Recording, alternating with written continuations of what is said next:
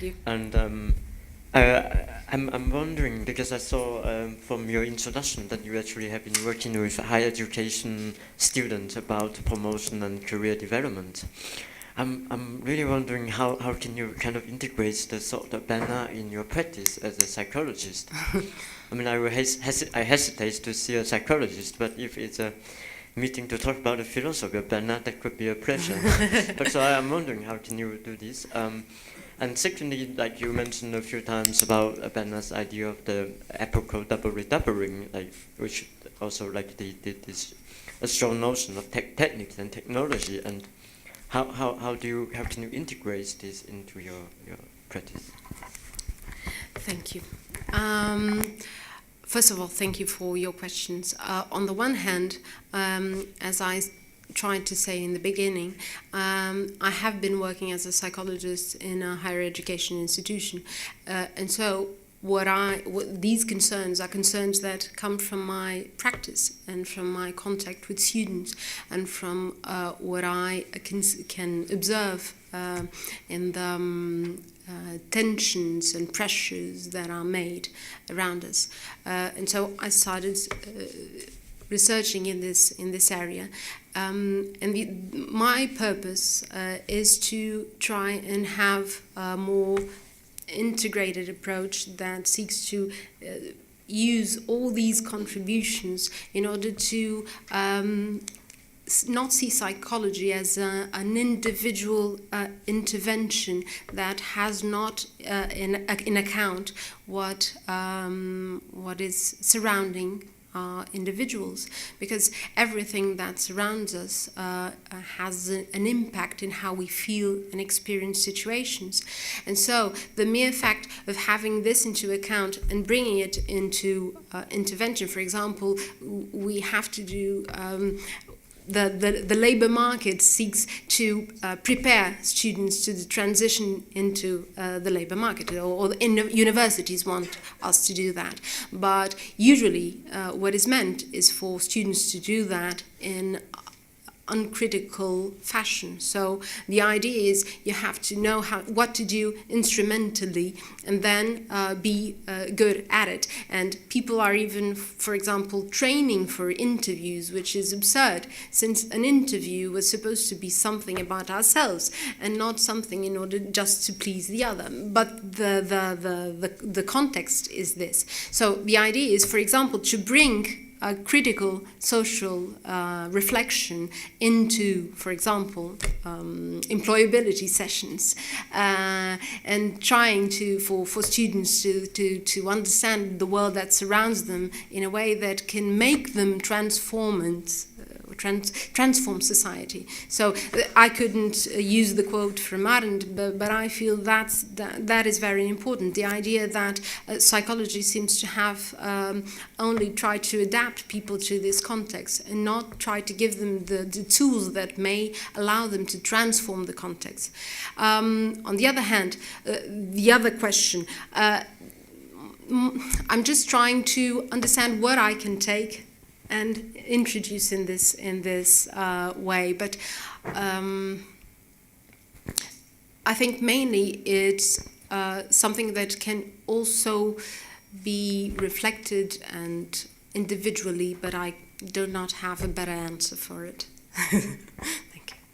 Yeah, I just wonder if you're familiar with, there's an activist network in Britain called Plan C, and they published a kind of collective text called We Are All Very Anxious, and the idea, part of their idea is to revive consciousness raising, the feminist women's liberation practice of sort of sharing your feelings in order to understand social and political problems. And I just wanted to just say that, and that kind of thing is reflecting on the kind of anxieties and feelings of the lack of certainty about the long term is definitely something that's kind of conversations that are cropping up within certain activist networks in the UK. Yeah. So, yeah. Thank you very much. I will explore it. Is there time for one more? And much of what you've presented, which I quite enjoyed, reminded me, though, of an earlier moment in this same kind of criticism, the kind of anti-psychiatry critique. And also, I thought as well of the critique of ego psychology that one finds in Lacan's work, for example.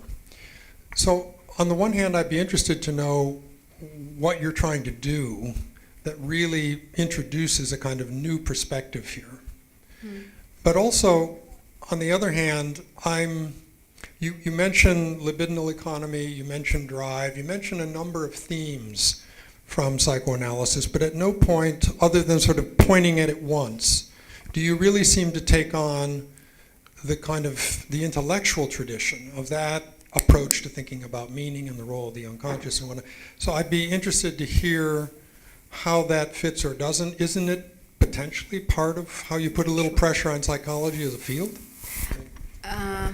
Well, I don't know if I'm not totally sure I understood the last part of your question, but from the first part, you're absolutely correct. I'm not trained in the area of psychoanalysis. That's why at the beginning I tried to introduce constructivism and social constructionism. But the fact is that many of these concepts are common, or if they are used in other forms, they are very common in terms of meaning. On the other hand, the idea is also to try and pick up every contribution that I believe, and I agree with you that Lacan, for example, can give to this research, although I still haven't gone that way. But the idea is that the anti-psychiatry movement, for example, also led, for example, to social constructionism. So it's really, really, really connected. Hi, thank you for your presentation. It's just, I guess, going back to the question of techniques of care and the role of psychology in it, and I was wondering, it's more of a reflection, in my experience in my experience, what happens when I deal with students who need psychological services, it's already too late in some ways, in that the psychology comes in as a band-aid and therefore is, a way to keep the students patched together so that they can go and do their work and become good workers and blah, blah, blah, and all that, and so on and so forth. So in some ways, it's kind of interesting that psychology, which should be the most helpful tool, has become the tool of neoliberalism, as you were saying in your presentation. Exactly. And I was just wondering, how do we think about techniques of care that are not just about the emergency situation, right? Mm-hmm. Yeah. That are not just about emergency situations of okay, people sure. being in intense crisis. Sure. Okay. Well, psychology does not only intervene within situations that are problematic. For example, it is supposed to exist in schools and universities, and it should have a role that is a role of promoting development. So that is the main idea. The fact is that it's not, unfortunately, used in that sense. On the one hand, there are not at least in Portugal, there are not enough psychologists in the schools, for example. On the other hand, the problem is that usually people do not try and intervene in that fashion and mainly do patching and adapting. That's true. But the main purpose is promoting development, and the idea is something that helps. It's not that is not identified as related to having a problem, but something that is useful for your personal reflection and development. That is the idea.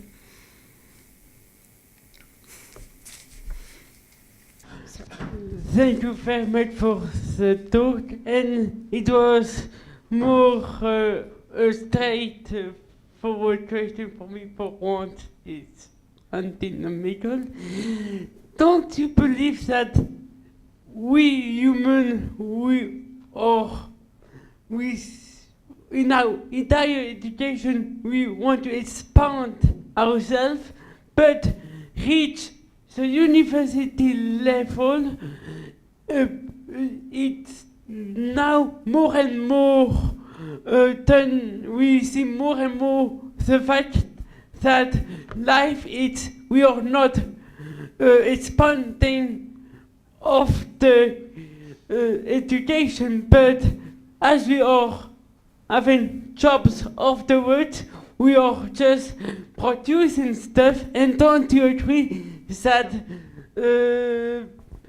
that's why that there is increasingly need of psychology and psychiatrists to prepare people that we had this false promise that we could expand ourselves through education and afterwards, but in fact, of the education, we are imprisoned by our jobs. That's true. I was just thinking about, I didn't go into that, but how Stiegler talks about how universities, for example, or institutions, program institutions are used to produce nowadays produce workers. So this is in the area of the loss of knowledge, and how universities seem to not be interested in promoting students' reflection and knowledge and critique. And so the idea is to prepare them. I've heard the word format into a world of labor and not question it and adapt it. So, of course, thank you. Thank you, Mariana. I'm sorry to cut Bernard off, but next time put your hand up earlier. You always wait till the last minute. Okay, now we have so thank you, a hand for